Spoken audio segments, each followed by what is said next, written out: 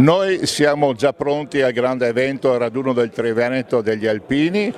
Questo è il primo evento dell'anno, del centenario, e cominciamo quindi con un momento di storia, di cultura, di rievocazione, di pensieri verso la montagna e verso anche le gesta dei nostri eroi, quelli che noi vorremmo, celebreremo appunto con il grande raduno. È un buon inizio, una larga partecipazione che è andata al di là dei confini della provincia e anche al di là della grande famiglia alpina.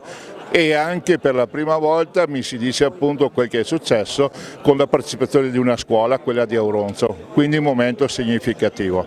Io dico ai vittoriesi che debbono insieme con noi costruire questo momento perché è fondamentale anche la loro partecipazione, sopporteranno indubbiamente anche dei sacrifici, ma credo che ne varrà la pena. Lasceremo in memoria un ricordo bello di questo evento che, ripeto, per Vittorio Veneto può essere sicuramente il più grande della sua storia e che quindi durerà nel tempo.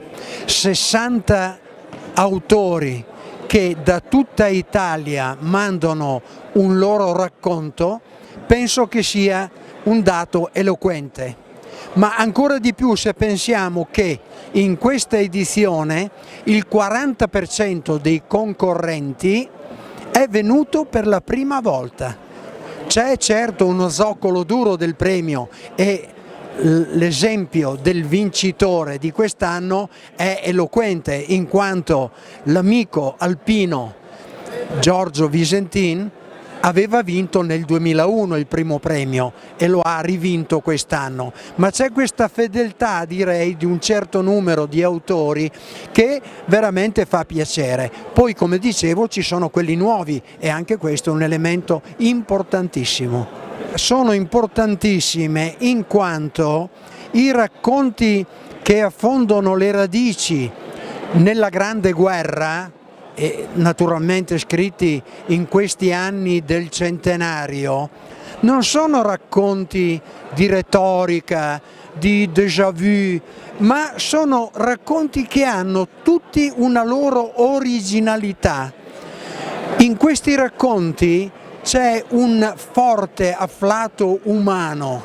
Certo, c'è anche l'elemento patriottico, ma ripeto, privo di retorica. Un premio sicuramente molto importante perché penso sia uno tra i più importanti nell'ambito alpino, quindi vincerlo da parte mia che porto il cappello alpino in testa è un doppiamente onore.